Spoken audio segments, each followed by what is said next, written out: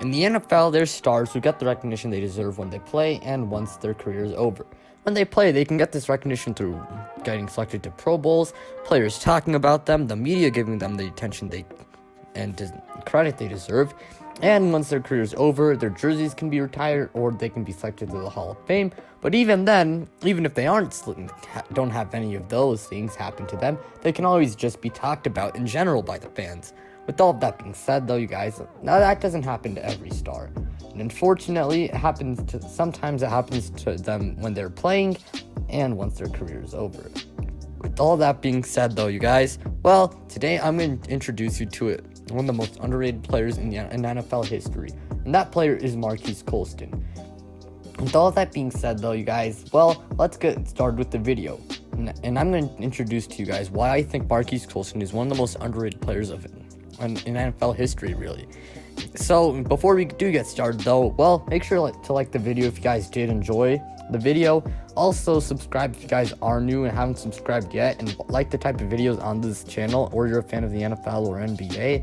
Share this channel with anyone who you think might like the type of videos on this channel or is a fan of the NFL or NBA. And now, let's get started. Now, Marquise Colston did not attend a big-name university. He attended Hofstra University, which already disbanded its program in 2009. However, at Hofstra, he had 182 catches for 2,834 yards and 18 touchdowns. Marquise Colston was selected in the 7th round of the 2006 NFL Draft by the New Orleans Saints. The Saints had just come off a 3-13 record, so they're definitely hoping to improve. Colston would prove to be a steal in his rookie season as he played 14 games, caught 70 passes, and averaged 1,038 receiving yards, 8 receiving touchdowns, and averaged 15 yards of reception. The Saints would go 10-6, which was good enough to make the playoffs. In the divisional round, they would beat the Philadelphia Eagles. And in the NFC Championship game, well, they'd get blown out by the Chicago Bears, unfortunately. Well, not unfortunate for Bears fans, but I think you guys know what I'm talking about. With all of that being said, though, you guys, well, let's talk about Marquise Colston himself. And now, as a receiver, Marquise Colston stood at 6'4" to 6'5", which made him a big-body receiver. He weighed 225 pounds, and his combine measurements included a 4.5 run time for the 40-yard dash, which isn't very great, but he could bench press 225 pounds, not 225. He could bench press 225 pounds 16 times. And like the thumbnail says, he had 6 1,000-yard seasons, yet he made 0 Pro Bowls. Yeah, 0 Pro Bowls. Yeah, not good. Anyways, now during his time, there were great receivers like Chad Johnson, Anquan Boldin, Reggie Wayne, Brandon Marshall, and more. However, I think he should have made 1 Pro Bowl. For one thing, the dude was very consistent. In over his 10-year NFL career, he had 6 1,000 yards plus seasons, as I said before. And many people regard him as one of the best wide receiver to never make a Pro Bowl. And I can't blame people for thinking that way, because I think that too. Now, some reasons for why he never made a Pro Bowl include the fact that he was never an electrifying receiver. Marquise Colston, to give you an idea of how his game was played, he essentially would work in the slot and the middle of the field and was great at just muscling his way, and Drew Brees would just hit him over the middle, and he would typically just run a little bit after that catch, and was primarily used in the middle of the field. He was great in critical third down situations and one of Drew Brees' favorite targets, as he also had a humble personality just like Drew Brees. And he wasn't like Tyreek Hill or Odell Beckham, who used their speed and athleticism and would make highlight reel plays left and right that would end up on SportsCenter. He's really just an efficient receiver who is great at moving the chains and great in third down situations. And the slot receiver now is just not appreciated as much as it was back then. Well, back then it wasn't as appreciated as it is now. The underneath receiver is now a great big part of today's game, as it's always nice to have somebody who can work the middle of the field and is great in one-on-one situations, like Julian Edelman of the New England Patriots. Jarvis Landry is also kind of similar to Marquise Colston. He has very similar numbers to Marquise Colston's prime, and lots of people give him the credit he deserves, as he's already made 5 Pro Bowls. And another reason why many people also feel like he did not deserve a Pro Bowl selection Well, was the fact that many people thought he was just a product of New Orleans system. New Orleans system was very pass heavy, and he also got to play with Drew Brees, one of the best quarterbacks of all time. However, I think that his talent was not, and great numbers were not a result of New Orleans system.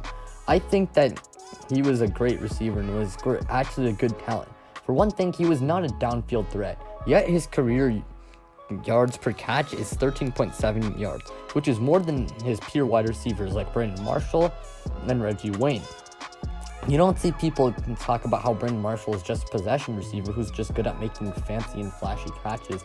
And Reggie Wayne, he was known as a deep threat and was targeted significantly more than Marquise Colston, as he was only targeted over 140 times once. And Reggie Wayne, he played on a very high-powered offense and got to play with arguably a top 3 quarterback of all time in a prime Peyton Manning. So Marquise Colston was really disrespected in that way. When it comes to his career totals, he has career totals of 9,759 yards, 13.7 yards per reception, a 67.2 catch percentage, 72 receiving touchdowns. And in the playoffs, he has a solid resume, as he has played 10 games and had 58 receptions, 4 receiving touchdowns, 788 yards, an average 13.6 yards catch. He also has franchise records in New Orleans Saints history when it comes to receiving touchdowns, receiving yards per catch, and 1,000-yard seasons. And because of that, I'd argue he's the best New Orleans Saints wide receiver of all time. So really, in turn, you also don't see people discredit Reggie Wayne for not having a higher yards per catch stat how else do I put this? You don't see people discredit Reggie Wayne for having a career yards per catch that's less than Marquise Colston, despite being a deep threat, and the fact that people don't talk about how he was part of a really high-powered offense and that was led by a prime Peyton Manning. So in turn, I think Marquise Colston is one of the most underrated players in NFL history, as he had 6 1,000+ yard receiving seasons and was very consistent over his career. Unfortunately, in his 2016, after being cut, he would retire.